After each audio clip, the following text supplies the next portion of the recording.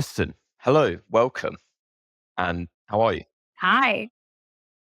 Great. How are you doing? Very, very good. And very excited actually coming into this to explore your journey. Previously, Trello, Atlassian, Shogun, I think it was, and now at Typeform. Um, I am fascinated to it feels like you've got a lot of specialist expertise, particularly around PLG, that I'm excited to dig into. But without me kind of giving away too much of the story, what has been your journey to get to where you are today? Yeah. I mean, I seemingly stumbled into sales, and I've been fortunate enough to always be in companies that ultimately took on a PLG motion, whether purposefully or not. I think before the word actually existed, we were doing that motion quite a bit. So I started off in managed security software sales, and then I was selling to financial institutions, in the market in the US crashed right around then. A bunch of the banks we were selling to went out of business. And I ended up finding a job at Fog Creek Software, which, if anybody is tech people, knows that was Joel Spolsky and Michael Pryor's company that then later spun off Stack Exchange and Trello and all these other cool things. And they were very much engineers first, and they wanted to build a tool that people could find and use and take advantage of without having to engage with salespeople. And so they sort of reluctantly hired the first couple of people to, I think, half jokingly kind of prove that they were right, that they didn't need us, and half see if it actually would accelerate things. And that was really the start of sort of living in this PLG land. And so between working with them and then later working at another company called Awareness Technologies, that was a very self-serve business, really small sales team, only to enterprise. Everything else came through. Then back to Trello once they'd spun it out, then to the Atlassian. It all kind of ended up being these themes of what we now call PLG, but ultimately I think of it as like really putting people in the right place in the process, right? Like making sure the buyer journey made the most sense. If you don't need to talk to somebody, you don't have to. If it makes sense, then you do.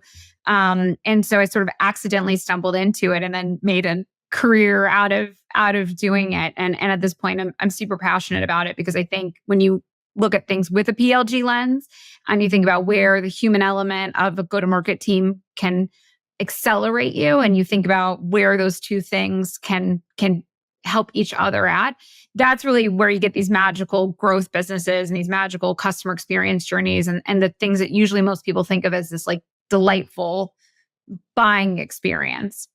Amazing.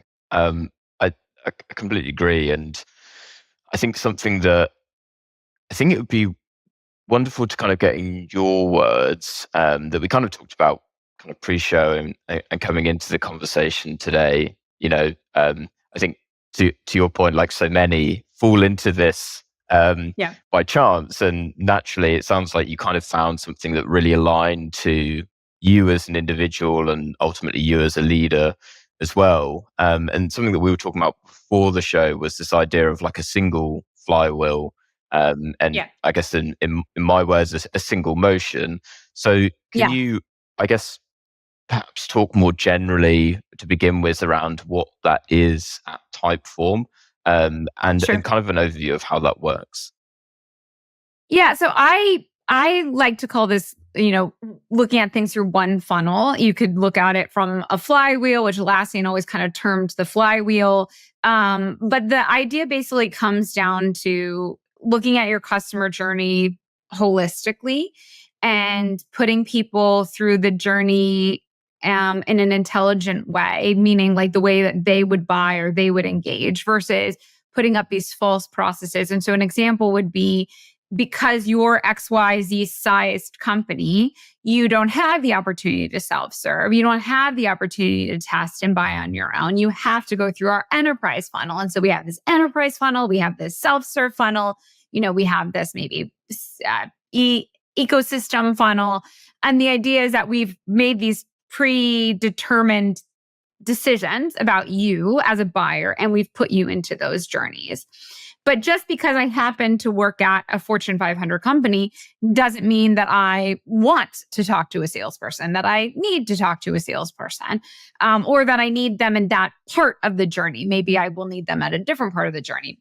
And so when I think about looking at it through this lens of one funnel, I think about, listen, you want to get everybody in, and then you want to start having these selection moments for them where they would say, I want to start the trial. I want assistance before I start the trial. I've gotten this far in the trial, maybe certain self-serve usage, maybe certain triggers are set off then that would put me to a sales engineer or to a partner, or, looking at it from that. But it's all coming from this lens of one journey that then has different kind of exits that people could take. And that in and of itself, I don't think is necessarily super revolutionary. But even when people say that they want to do that, what you actually then find out is that in theory, that's how their funnel looks. But their sales team is actually isolated from a bunch of that. They can't see product qualified leads. They can't see marketing qualified leads, maybe even. They can only see what's been passed through to them or what they're going to outbound to.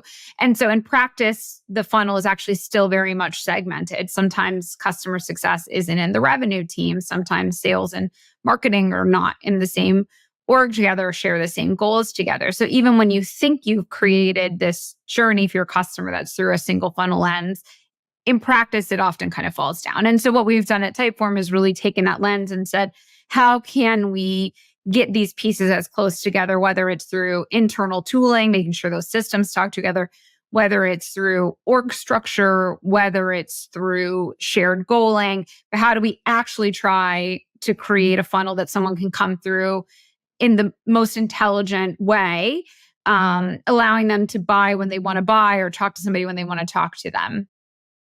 It makes total sense to me, and I'm kind of visualizing it, I guess, as you talk.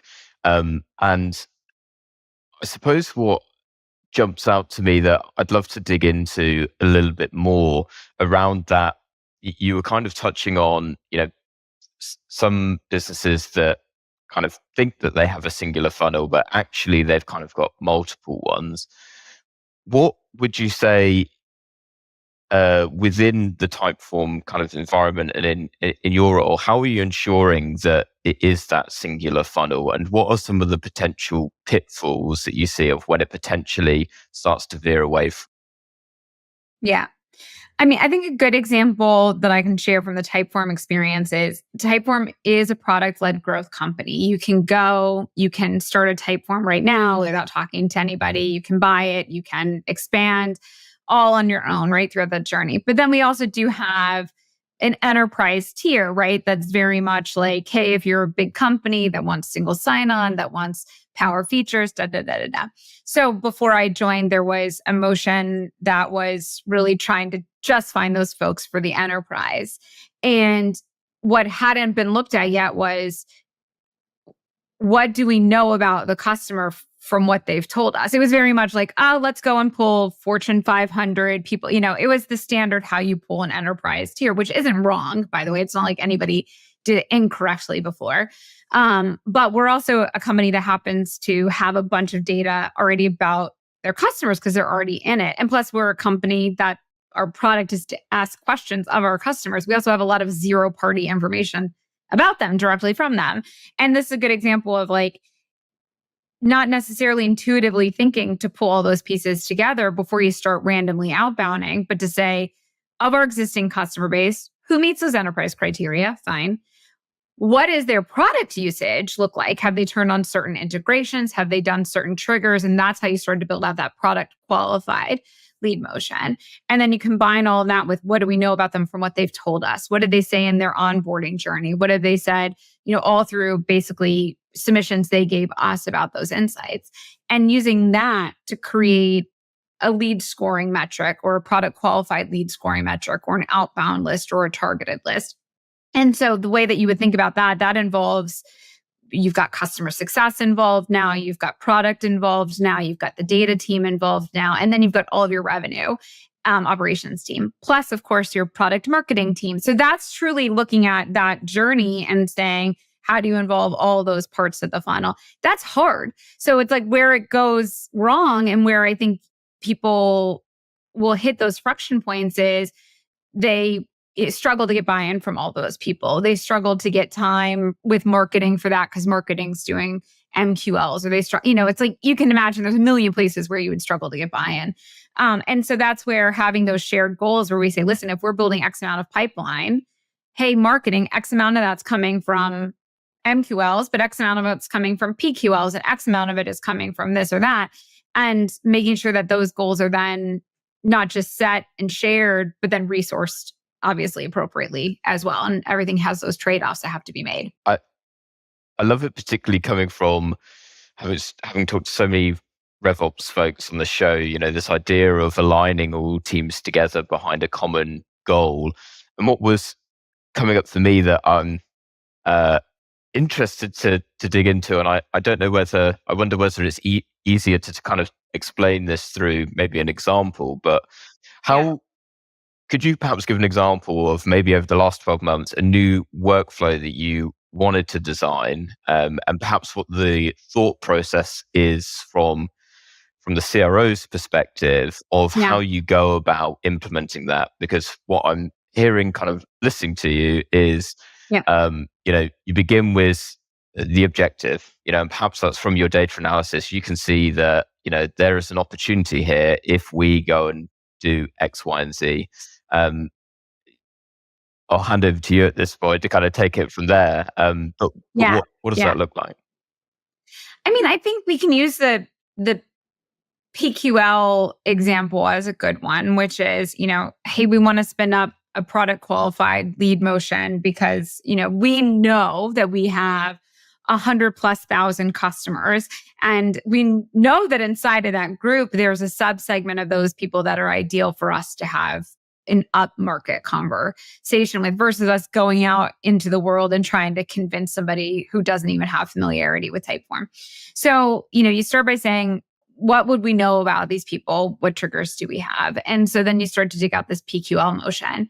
But when we start to dig out a PQL motion, I had my customer success team wanting to overhaul their health metrics to say if existing accounts were healthy. So all of a sudden you realize that a lot of what would indicate a healthy account is also what would indicate a potential account for an upsell. So we had these two work streams that weren't talking to each other, right? CSM was running their health score metrics. Sales was trying to run a PQL. And they both had all these dependencies on different teams. And I think that was a good example of just saying, like, hey, turns out what you guys are doing on the Venn diagram has this massive overlap. Can we spin this up as a singular project that's basically this, like, health indicator project? And the health indicator project has a layer of it that has, like, it's pre-health almost. Like, hey, these folks indicate they are on the track to being a healthy style account for this. That would trigger a sales journey. This one triggers a CSM journey. And by consolidating that streamline, all of a sudden instead of people running around trying to fix this ad hoc with individual pieces, they were solutioning it holistically. It was faster. It was easier. People understood how the pieces connect better. And then when you go to do the tooling piece of it, which is to send it to Salesforce, to send it to Catalyst, to send it to wherever, we had our RevOps team who had already been plugged in on all of these pieces, and they understood how they were going to build it out instead of finding out how they're going to build it out for Salesforce and then step all the way back and say, okay, well, now how do we build it out to send it to Catalyst? Okay, now how do we make Catalyst and Salesforce talk together? So again, having that centralized tooling piece throughout the whole project instead of being brought in, which RevOps sometimes does kind of at the end, really helped as well. So I don't know if that answered your question, but it kind of like, that's, I think, how I went about with that specific one, and how I think it could have gone sideways very easily if, for example, customer success wasn't part of the same org as revenue, or even if they're not part of the same org, they're not actively talking about it. Because here were two projects, two different parts of the funnel that ultimately were the same project if you looked at it holistically.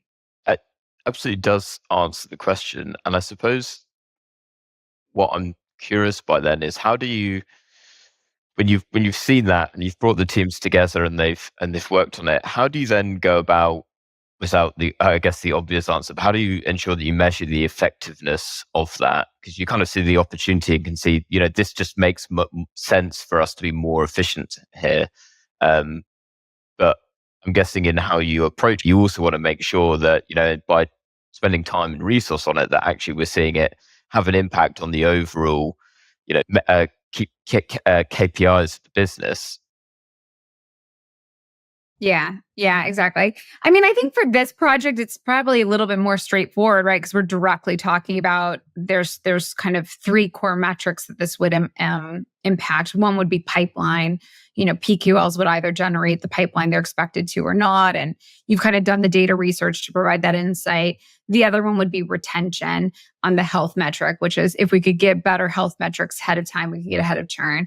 And then the third one would be expansion, right? By knowing what people are using in the product and what they said they were coming here to use, and saying like, well, if you said you were here for a customer acquisition use case and you're not using the HubSpot integration, but we know you're a HubSpot customer, here's an opportunity for us to come in and both rectify what you told us and rectify what we know about you from the tool and put those two together. So that's zero party and third party kind of coming together. And that'll help retention and expansion. That one's easy. I think the harder ones come when we start to talk about, a brand campaign or, those social, things that sometimes don't have as easy of a, hey, we put this in because we're expecting X million in revenue from it. Other ones where it's like, well, this influences things. I think those are the harder ones. This one, thankfully, I guess is easier because it's directly tied as a revenue initiative. Yeah, makes total sense. And I suppose where I wanted to take us now, you mentioned it earlier with zero party data, I think, as you call it. What role does that play in your singular funnel? Yeah.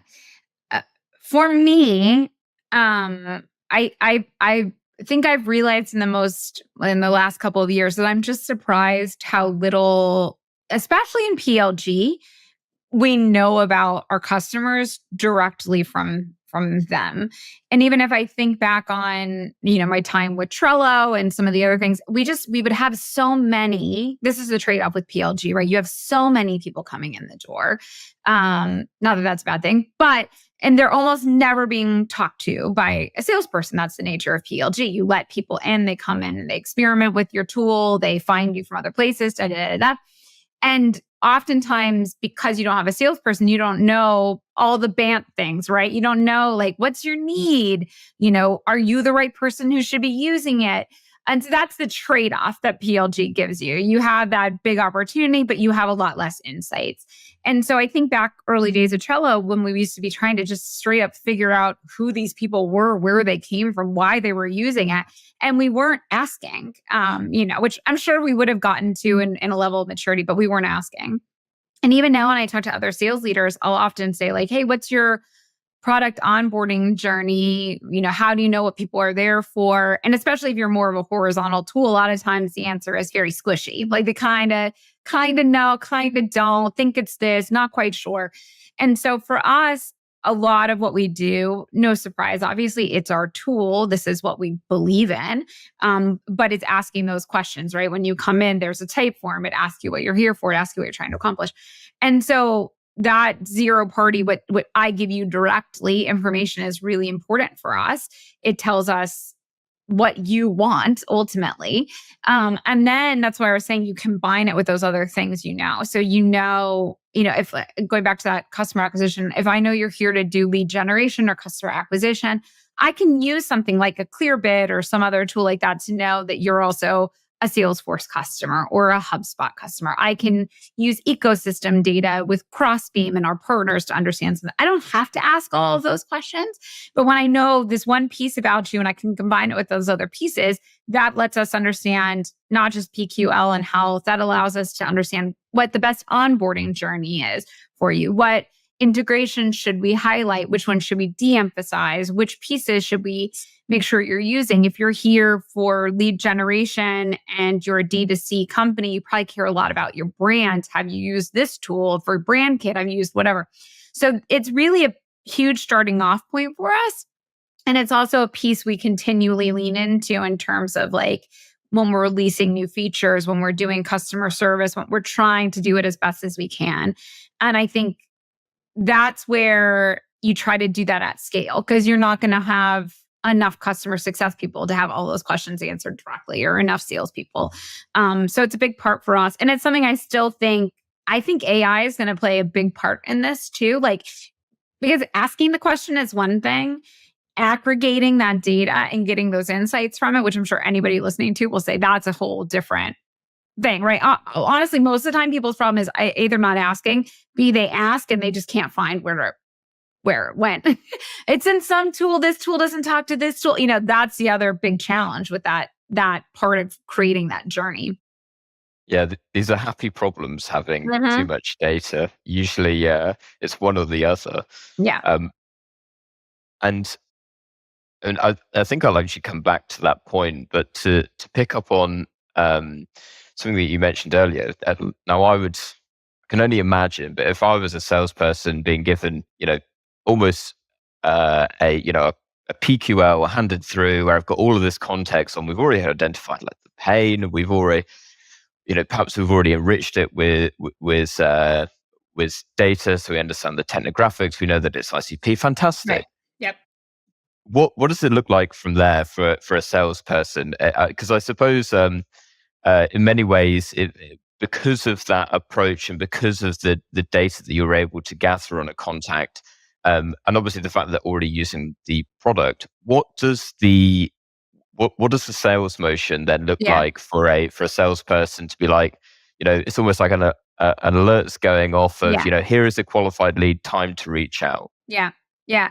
I think this is the other, again, like any motion has a flip side to the coin. I think this is a lot of times the other challenge with PLG. To some extent, enterprise or sales led sales motions can be very similar. It's really getting in, making sure you have the right person, asking the right questions around their pain point, obviously proving the value, standard stuff. When you're in a PLG motion, you lose a lot of ground in a sales process. You gain a lot and you lose a lot, right? You lose oftentimes that timing piece.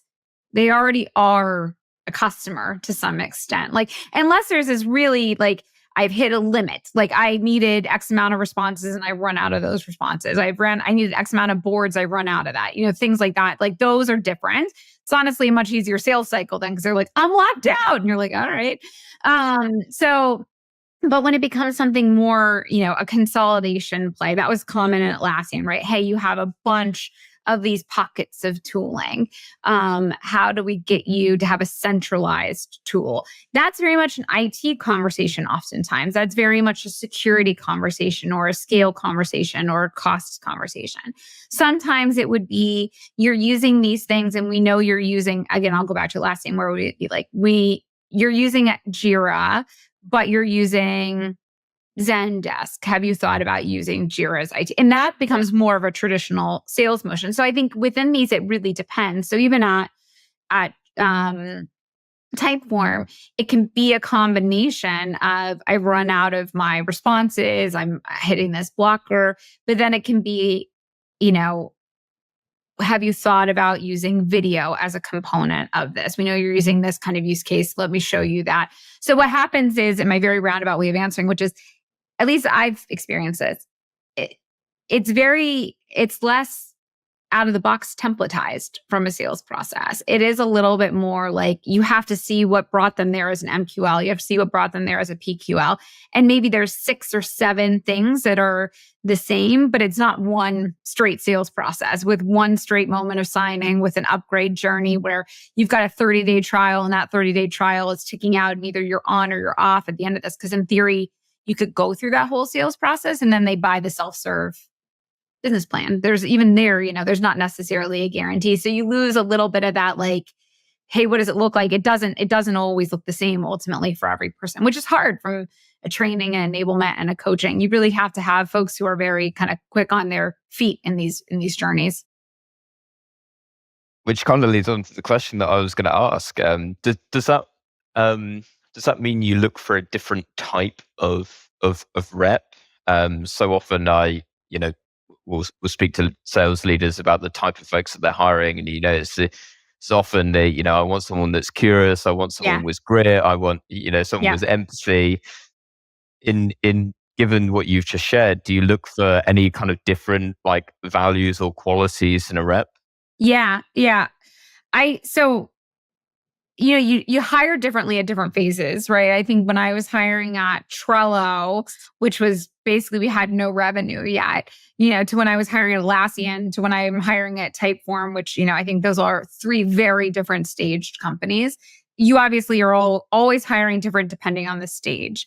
But the one thing that I've kind of consistently looked for is folks who can live in a gray space. Like being curious and all that's super important, obviously, but it's also the ability to live in a gray space. And what I have found, and this is not by any means like this is always the case, when folks have only been at a company or a series of companies that are very large, very well established based on their name. So think about being at some place like a Salesforce or, even now, honestly, probably an Atlassian, but some of those places where like the name and the process and you have teams of teams to help you. Um, and I've had some great folks come from all those different places, but usually it's because they've had a mix. They've been at places like that and smaller and less established. And so I look for people who kind of have that variety of background and who can live in that gray space. But the other one that's honestly, I find pretty consistently is not a good fit for this is if you've done true enterprise sales. It's just really hard when you are like selling like a one and done, tops down, like, like a payroll system and HR. There are just some tools where they don't have a land and expand motion. There are just some tools where it's like, it's not, no one else is running like a secret payroll. Like it just is what it is. Those tend, if that's what people's background has been historically, at least, those tend to be really hard pivots into this world because it just doesn't play like that, 90% of the time. Yeah, and that comes back to what we were talking about at the very beginning of the episode, right? Like, of playing to your strengths.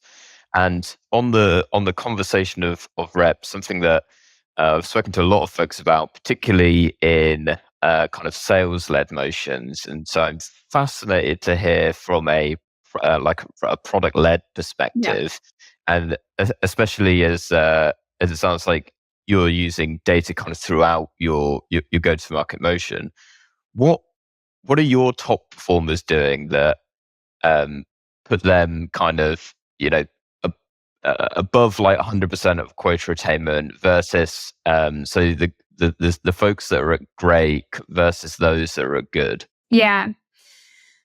I think it's a combination of things, right? I think the first one is not that I have any of these folks here at this point, but I think one of the things that can happen in PLG is that you get um, I call them like toll booth salespeople, which is probably dated now. I don't know if there's even toll booth people anymore, but the idea of you've hit that limit and it's time to upgrade. And so it's kind of like, here's just a contract, send it back. We need to have a very cursory conversation.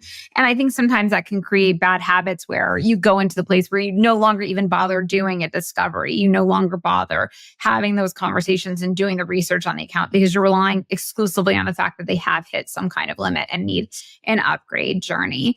And I think that is, not just a PLG problem, but it is very much emphasized in PLG because of the nature of when you get contacted and why. And sometimes, candidly, the customer doesn't want to talk about anything. They just want to be unblocked. So it is a hard one. But I would say the folks who don't fall into that habit, who even when those are the moments that someone's contacting you, they've still done research on that account. They've still gone and looked at not just product usage, but any other insights in the product usage and who they are on LinkedIn and all these other pieces. They don't forget the fundamentals of the sales process because ultimately it's a hybrid. It has to be a hybrid. You can't just like forget the pieces you knew as a salesperson.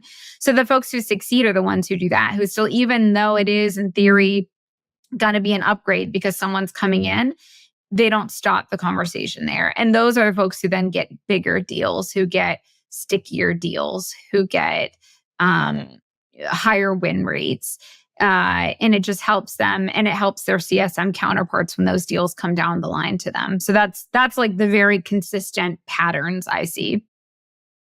And so the obvious follow-up is, well, knowing that, how do you share that? How do you coach your team? Those folks that maybe aren't doing that. How do you instill those behaviors, knowing this is what good looks like, Yeah. and this is what you need to be doing to really push yourself above the level that you're at the minute? Yeah, I think, I've been fortunate to have really strong sales leaders on my team as well who do, I mean, just to be honest, right, the majority of the heavy lifting on these things.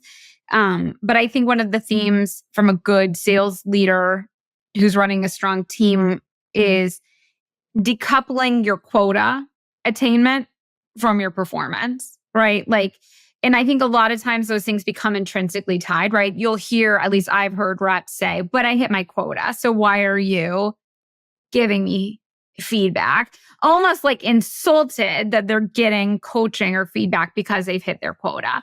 And it's like quota and your performance, quota and your improvement, and growth, those things can be isolated from one another, right? Obviously, if you're missing quota, the emphasis is very much going to be on the performance. We're going to be having that conversation. But even if you hit it, there's still things like, even if you win the Super Bowl, even if you, whatever, the coach still gives feedback to you. And so making sure that we've created a culture where it's like quota is a piece of the story. It's not the whole story. Making sure we celebrate when folks not just do that, but do those other pieces that we talked about as well. Yeah, I love that. I, I I'm fascinated because you kind of touched on it earlier, but want to explore it a little bit more. What is a initiative or a project that you or your team are working on right now that you're particularly excited about? I think there's two things we're working on right now that's exciting to me. One is continuing to take advantage of these product indicators and this data for us to get more and more insights and better pipeline in for our teams. And so we have a lot of strong early indicators on it. It's a big project. It involves a lot of people. We're not done. I think there's a lot of exciting thing that's coming with that. The second one would be really leaning in to our ecosystem and to our ecosystem partners. So whether there are tech partners like our HubSpot partners, ActiveCampaign, Salesforce, Zapier, those folks, or our channel, kind of reseller partners like folks in those ecosystems, right? Salesforce has an ecosystem, HubSpot has an ecosystem, and leaning into those because I think there's a huge opportunity where everybody in that kind of, three-legged stool, they're all trying to find things that help make their customers stickier, who help make their customers happier. And they are often leaning on trying to find that throughout, not just building internally. Because also most companies at this point are doing more with less. They probably have smaller product and engineering teams, smaller sales teams. And I think there's this real moment of the ecosystem right now that's coming from that I'm really excited about Typeform and my team leaning into. So I would say kind of those two are really exciting for us right now. It's I've asked this question to a few folks, and something along the lines of partnerships keeps coming up. Yeah. So there's definitely that trend there. But I think to your Yeah. point, with smaller teams and often running much leaner motions, and it's often one of those that businesses were often investing in before, and then when coming to look at, okay, if we do need to make cuts, what are we cutting? I think a number of businesses that I've spoken to, it's all of a sudden like, hang on, we're actually getting a really good return on that. We just haven't really been investing in it beforehand. It's not costing us a lot, even though it takes it a while to really start to see a positive return on it. Yeah. When you do, all of a sudden it's like, wow, this is actually the potential growth is then quite exponential. Yeah, exactly. Yeah. I mean, it's a long going back to the question you asked earlier around like, how do you justify, ecosystem and channel is one of those that's a little bit harder initially because like you just said, it's a long tail because you're setting up a go-to-market motion at scale with people who aren't your employees. And so you have to like get them excited. You have to enable them. You have to do all these pieces. But if you do it right, it has a huge payoff long-term for you. So that's one of those examples where, you have to kind of paint the vision of where it's going and what that investment is, and look for those early indicators as many times as you can leading up to it. But and it's not for everybody, right? Not every business, I think, can lean into that. Not every company is naturally a good fit to be in that environment. But if you are, it's really usually worth the time and energy. Absolutely. And I suppose I want to ask one final question, and it is the bit that you alluded to earlier. Um, what role, if any, is AI playing within kind of the internal teams at Typeform? Is it something Yeah. you're experimenting with, something that you're really seeing getting value from? Yeah. Would love to know. Yeah. I think there's so many interesting places for AI to play. And I think most people would say they haven't quite figured out exactly where it's at. For me, I find the most interesting part in kind of that data aggregation and easy insights. Because I think, at least from my perspective, even when I've had really big RevOps teams and data teams, there never still seems to be enough people around to give you the insights that you want to have. And data, even if everything's in Looker or whatever, it's still really hard to self-serve ultimately. And so to get to a point where you can have easy, natural language questions being answered. So whether it's saying, hey, where do I find this? And it being a Slack bot that finds it in Notion for you because there's a struggle to get that for search from an enablement perspective, whether it's being able to ask a question about what the mix of your prospects look like and provide those insights, whether it's those prompts for a sales team, hey, you should be looking at this, this, and this, amplifying scoring. I think those are the places. I don't know if this will be a hot take or not. I don't personally like it as much for trying to replace what I think humans are best at. Meaning like writing an email, being in a chat, like those pieces, I think still people, there's like, for me, I'll go on an AI rant now. Like, I think there's still an uncanny valley where like, even when it gets really close, you still know something is naturally kind of wrong with it when you're looking at those. And I think that's where people are still the best. Where people are not the best is analyzing large data sets. Like, I think that's where it's actually very, very interesting and very insightful. So that's where I'm leaning on it for my teams. I even think about, with Typeform tooling, some of the stuff we're doing, we see millions and millions of forms. And we know which forms get the most submissions. We know which ones have the highest completion rate. We know which ones have the highest engagement. Using AI to look at the form you just made and give you recommendations based on what we know are the best performing insights. For me, that's really interesting. Versus it being like a chat bot, which, who knows where those will go, where it's trying to answer that, But I think the data insights, I think the recommendation, I think the getting you started, that's the stuff that's really cool. And that's the stuff that a human couldn't, I couldn't tell you, well, 500,000, these are the best performing things. It's like, I don't know what those insights are. Because I suppose in theory, you spoke of all of the zero party data that you have.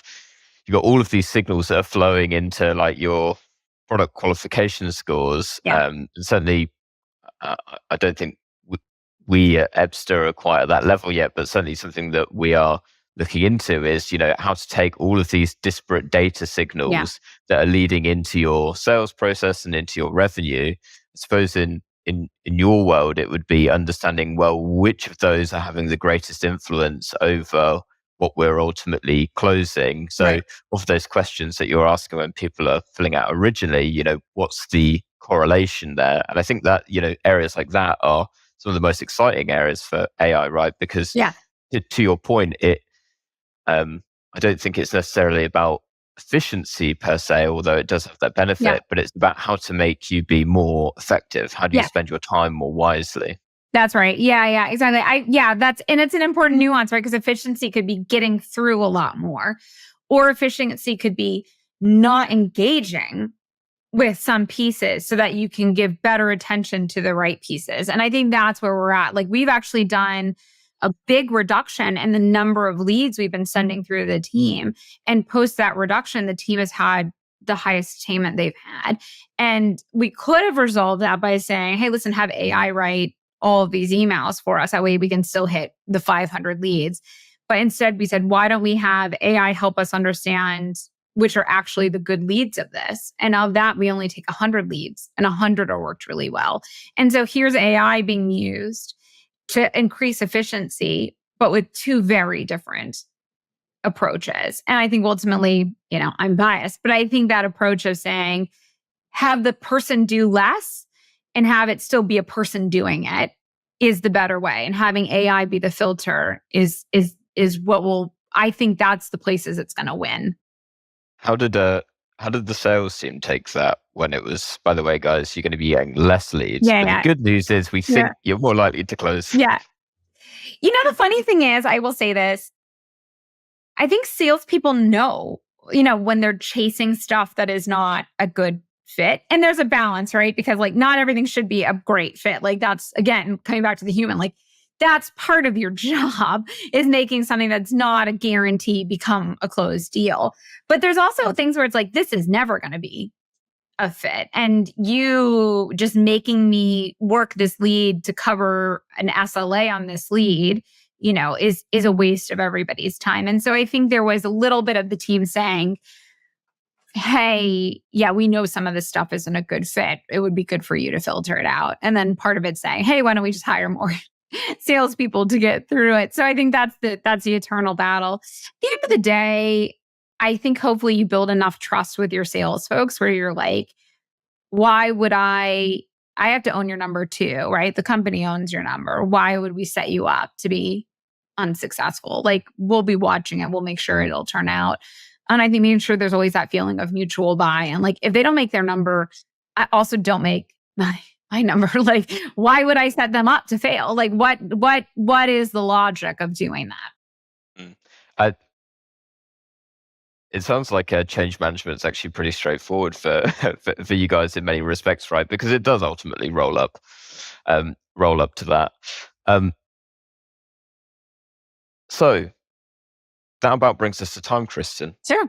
Thank you so much. And thanks so much for sharing about some of the inner workings of Typeform. For anyone that's been listening that perhaps has any questions and wants to reach out, where can they find you? Probably the easiest is just find me on LinkedIn, send me a note. Happy to respond. And I think that's probably the best place. Amazing. I will include that down in the show notes below. Kristen, thank you so much again. It's been an absolute pleasure. And to everyone listening this week, thank you. Catch you next week.